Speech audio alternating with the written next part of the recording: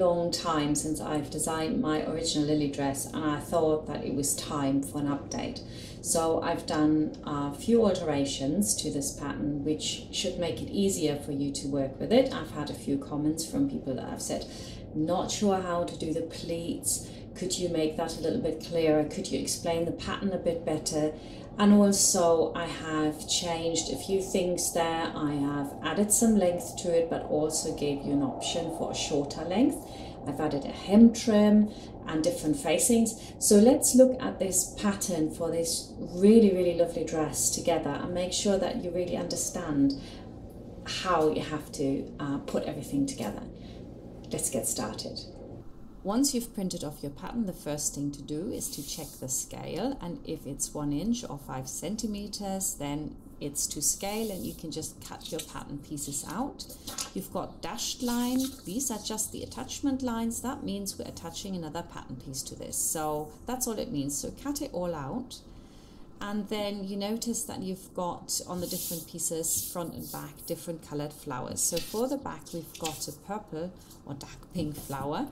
And also they run in order from A, B, C to D. So all you have to do is sellotape those together to get your complete pattern piece. You do the same on the front, only the flower here is white. So you know I've got my front when I've got a white flower. Then we've got this additional line here, and that is where you want to cut it off just in case you want to make the shorter top, which I really love. And on the back, it looks like it's much lower, but that's deceiving because of the twist in the front. It's actually only a tiny little bit lower than the front. You've also got another line here, and you cut that off when you want to attach a hem trim.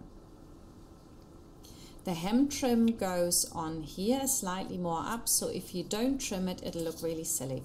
So it works from the inside and rolls to the outside. And then on the back, we have got exactly the same, but the facing here is 1 centimeter shorter because we've got a seam at the back, of course. So for the front, if you want to have the pleats which are open and spring open at the top, then you want the long one.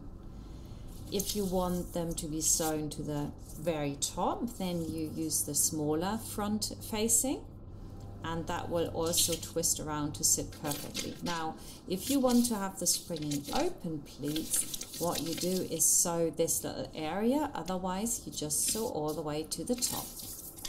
Also, you can prepare yourself a little template. I tend to do that when I do more than one, and I just cut out where I have to do my pleats so I can use my tailor's chalk to mark it.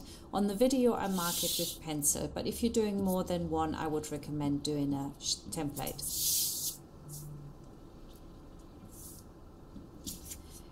Now the side seam looks vastly different to the back and front, but that is because we're having this twist in the front, because I didn't want a huge amount of fullness like on the old lily dress. I wanted to make this really special.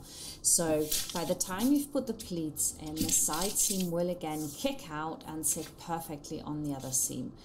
And the distance between the front and back here is the same, and that's really important to me. It will make it look more professional. Then we've got another notch here. That's if we want to put a closure in.